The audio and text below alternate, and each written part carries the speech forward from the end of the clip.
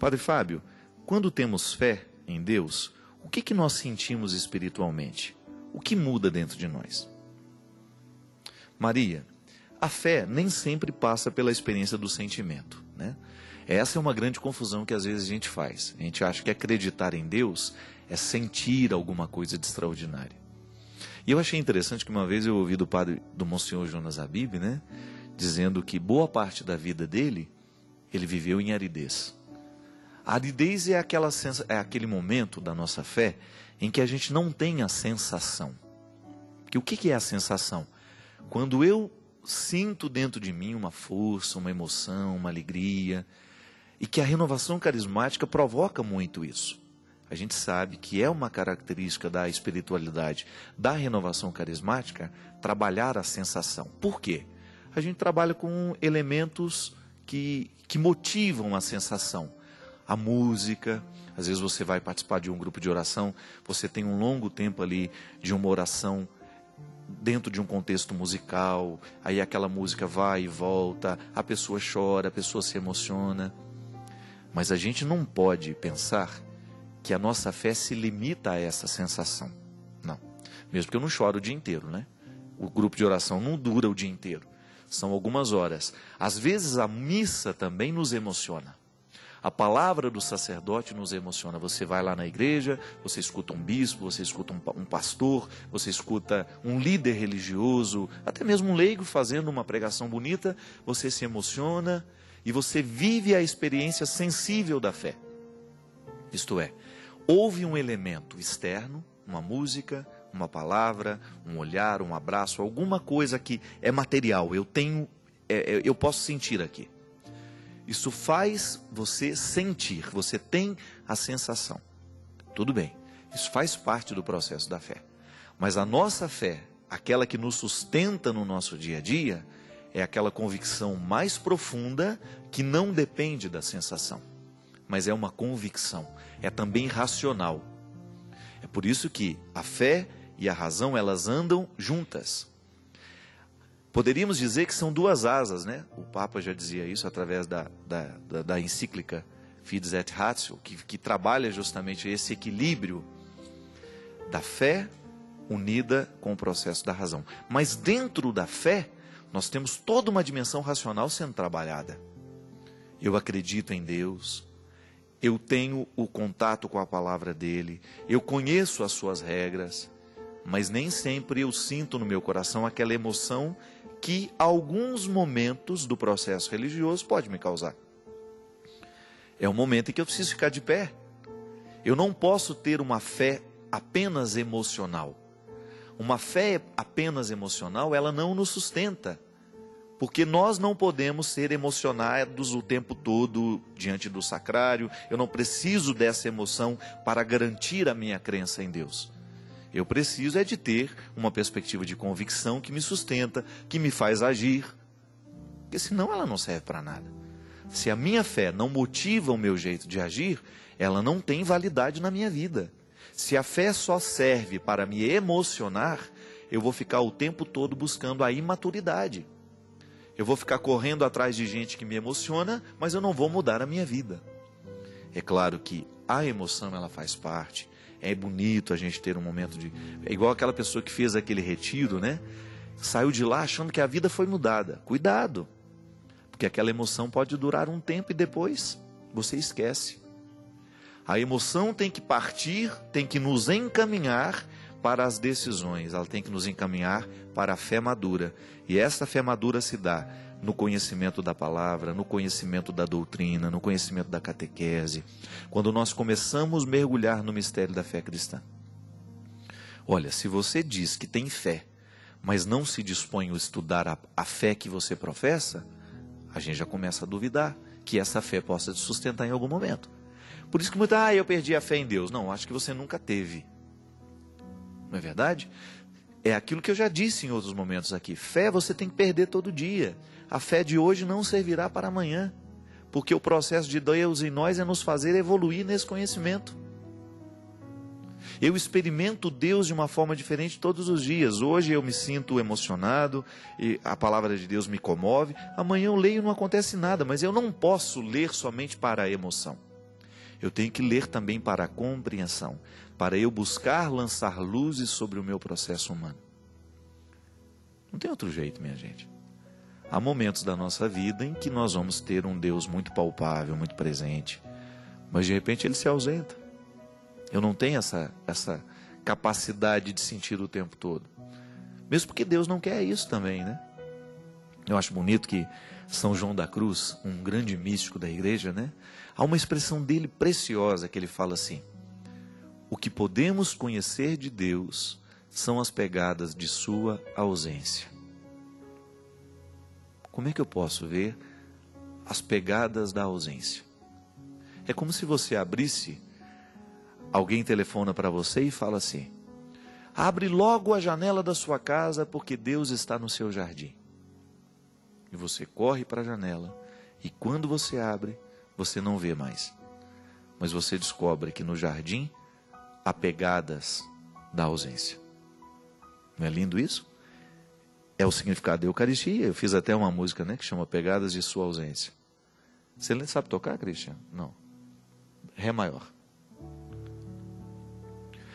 Tua presença, meu Senhor, posso tocar. Vejo as pegadas que deixaste em nosso altar, onde em mistério tu te mostras, sem que os olhos possam ver, mas o percebe o coração que sabe crer. Crer que o altar é o lugar da comunhão, onde divino e humano dão-se as mãos, e as belezas desta terra se misturam às do céu. Eu não sei mais, a letra não lembro mais. Mas isso é interessante. A música é minha, eu canto do jeito que eu quiser, Cristian. Já cantei errado aqui. Mas o que é o interessante da música? E eu particularmente gosto muito dessa letra. Porque ela fala do mistério da Eucaristia enquanto presença que os meus olhos podem ver. Mas o que os meus olhos podem ver? É o pão e o vinho, minha gente. Houve a transubstanciação. Está ali. Já houve a mudança. O vinho não é mais vinho, é o sangue de Cristo. O pão não é mais o pão, é o corpo de Cristo. Mas eu lhe pergunto, o que você continua enxergando? Vinho e pão, não é verdade, Cristian? Agora, a minha fé, isto é, a minha crença, que não passa pela minha emoção nesse momento, não precisa passar, eu enxergo o corpo e o sangue, porque a minha fé me faz ver além. Então eu não vejo somente uma presença, mas essa presença me sugere também uma ausência, porque a Eucaristia é essa mistura bonita, é ausente e é presente. Por quê? O Cristo que eu comungo, que eu recebo, eu me transformo nele, por isso que ele é tão presente no mundo. Quando o cristão, ao comungar do seu corpo e do seu sangue, nele se transforma. E é por isso que nós nos transformamos em sacrários no momento em que a gente o recebe. Isso é lindo demais, minha gente, isso é profundo demais. Não cabe na razão isso. A Eucaristia é um acontecimento tão profundo, tão fecundo, que ela não coube no tempo, ela continua acontecendo até hoje. Da mesma maneira, quando a gente sente uma saudade que não coube dentro de nós, uma pessoa foi tão imensa dentro de nós, que ela não cabe, eu vou sentir saudade o resto da vida. Como dizia o Mia Couto, né? Morto amado nunca para de morrer, é verdade. Quando a gente ama uma pessoa e essa pessoa morre, ela morre todo dia diante dos nossos olhos, não dentro de nós. Mas todos os dias aquela presença é recordada. E a fé consiste nisso. Eu tenho uma sensação de vez em quando da Eucaristia? Tenho. Eu me emociono. Mas não é sempre que eu me emociono. Mas não é porque eu não me emocionei que eu deixo de acreditar. Não é porque eu não fiz a minha consagração de maneira emocionada que Jesus deixou de estar. Ou aquela Eucaristia naquele dia em que eu não estava com tanta fé assim, que ela deixou de ter efeito. Não passa por isso. Não passa pela minha emoção. Passa pela convicção de que este Cristo presente, ele age em nós. e ele se transforma em convicção. A Eucaristia é viva dentro do cristão, ou deveria ser. Porque a Eucaristia não é só colocar o pão na boca, o corpo, tomar o sangue, não é? A Eucaristia, o desdobramento mais eficaz da Eucaristia é o comprometimento que nós fazemos com Cristo no altar. Eu serei o Senhor de novo. O Senhor viverá em mim, eu viverei no Senhor. Como dizia São Paulo, né? Já não sou eu que vivo, é o Cristo que vive em mim. Isto é dinâmica da Eucaristia. Não pode haver cristão se ele não participa da Eucaristia. E volto a dizer, minha gente, não é um número de vezes, não. A pessoa vai à missa todo dia, a pessoa está lá todos os dias, mas a Eucaristia não está todos os dias nela. Não adianta. Eu preciso viver lá, mesmo que eu não sinta. Eu me comprometo com aquilo que o Cristo é. Eu vou ser para o meu irmão o mesmo que Jesus foi para as pessoas que ele encontrou. Eu vou falar das mesmas coisas que Jesus falou. Eu vou sonhar com as mesmas coisas que Jesus sonhou. Eu vou lutar pelas mesmas coisas que Jesus lutou. Porque quando a gente assume essa coragem, a fé, ela se transforma em existência. É existencial, porque ela me motiva a ser no mundo o que nós precisamos ser. O meu protótipo é o Cristo, já disse, diante de Adão está o Cristo. Então eu faço essa passagem o tempo todo, eu vivo esse êxodo, né? Eu saio desta terra de escravidão, que é a minha condição de Adão, e eu adentro a terra prometida, que é o Cristo. É tudo interligado, né? As metáforas do Antigo Testamento se aplicam às realidades do Novo. Sair de uma terra para entrar, sair de uma terra de escravidão para entrar numa terra de liberdade. Eu no meu templo de escravidões, eu aqui com todas as forças de Adão dentro de mim, saindo na direção do Cristo. A Eucaristia é um instrumento para eu chegar mais rápido ao Cristo. Mas quando é que ela vai ser verdadeiramente eficaz do ponto de vista de fé? Quando eu sinto? Não. É quando eu tenho a coragem de assumir para mim os mesmos princípios que Jesus viveu. Caso contrário, é hipocrisia. É religião que não serve para nada. Se eu não me configuro, o Teilhard de Chardin dizia isso de maneira muito bonita, é a cristificação. Eu, ao viver a Eucaristia, eu me cristifico. E ele fala que isso é tão amplo, que a Eucaristia que está repercutindo em mim, ela repercute no universo. É a comunhão cósmica. É toda a dimensão da vida voltando a ser Cristo. Porque o pecado de Adão colocou todo o universo numa perspectiva de limite. Todas as realidades são limitadas.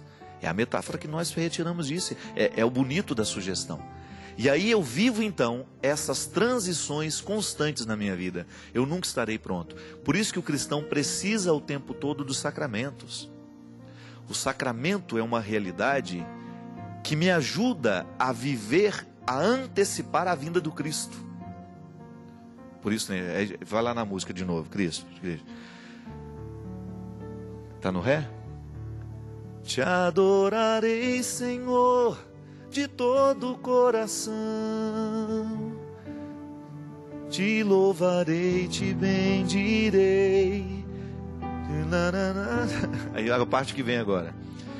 Enquanto espero a tua volta, eu volto aqui. Te receber em mim, glorifica minha vida. É isso. A igreja presente no mundo, ela antecipa a vinda do Cristo. Nós estamos falando de uma vinda escatológica, estamos. Mas quando a igreja consegue viver na sua realidade, quando ela consegue verdadeiramente fazer o sacramento acontecer na vida do povo, então nós antecipamos a chegada de Jesus. Enquanto ela não volta, enquanto o Senhor não volta, eu volto aqui, no altar. Eu volto na igreja, eu volto no lugar do culto, eu volto no lugar da oração, porque voltar ao lugar da oração, voltar ao lugar do culto, voltar ao altar, eu antecipo a sua chegada no mundo. E isso está no documento da igreja, é lindo. A igreja apressa a vinda do reino de Deus. Como? Com a nossa oração, mas sobretudo com a nossa prática, com a nossa vida. Não é interessante isso, minha gente? Você pensar que hoje você se compromete com as coisas boas, você se compromete com a verdade, você se compromete com tudo aquilo que é bom na vida, e ao se comprometer com tudo que é bom na vida, o Cristo toma posse de novo da história. Ele é atualizado. Não toma posse, ele já tomou de maneira definitiva, mas eu atualizo naqueles lugares que existem sombras. Quantos lugares do mundo hoje estão cheios de sombra? Às vezes dentro da nossa casa, minha gente. Não é toda a nossa casa que está iluminada. Às vezes tem um quarto da nossa casa que não está iluminado. Por quê? Por causa da pessoa que mora nele. Não adianta eu buscar o cristianismo só para mim. Não adianta eu ficar iluminado sozinho. É por isso que Jesus é comunhão o tempo todo. Se eu tenho dentro da minha casa alguém que não está iluminado do mesmo jeito que eu, ao invés de ir lá fazer lição de moral, não, eu vou lá dividir a luz. Vou lá e dou um pouco da minha luz, porque isso é que é bonito.